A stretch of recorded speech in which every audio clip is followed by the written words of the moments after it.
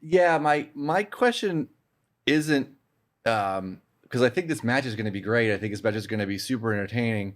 Um, I'm not sure what they're going to do with the finish with it. I could see it doing either way. Like you said, I could see Rollins certainly costing Punk, and then them kind of moving that way. I could see Punk just outright winning. But yeah, my questions aren't with what CM Punk's going to do. Like, I think it's going to be entertaining, whatever he does going forward. My question is, can he stay healthy going forward? Because he's been injured so much between AEW, now WWE. He was off for what, 7 years, I think there. So obviously, his body's changed, or he's not as durable as he was before.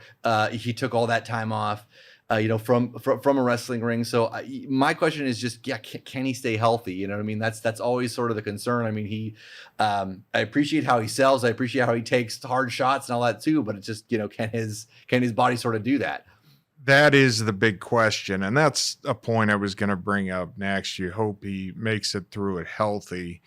And I don't want to throw this next one out compared to a normal person like you or me. CM Punk is in absolutely tremendous shape, top 1% of the population. Mm-hmm. So just I don't want it to sound like I'm bagging on something here.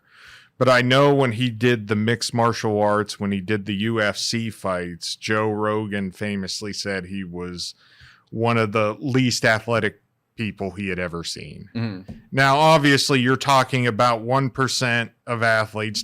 This isn't me saying CM Punk is out of shape or a slouch. The man could run rings around me, cardio all day, put me out of business in 5 minutes, It's kind of an angle to keep an eye on when you're talking about that top 1% compared to other guys. You wonder how that comes into it, especially as you age, because at the time he was doing the UFC fights, he was in his late 30s. Now he's in his 40s.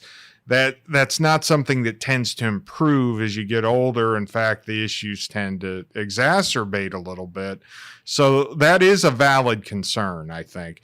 But I just want to make it clear, I'm not calling him out of shape because he's in top 1% of the population. But I'm just saying that's always, compared to other guys at that level, been a criticism of him. I really just want him to stay healthy for as long as possible. Obviously, you don't want anybody to get hurt, but just as a viewer, I want him to be around, because it's intriguing when he's around. You know what I mean? I feel like we've kind of been getting teased a little bit, where it's like, he comes back a little bit. He comes, like, even in AEW, it's like, he's going to come back a little bit, like the second run before, that whole went south again.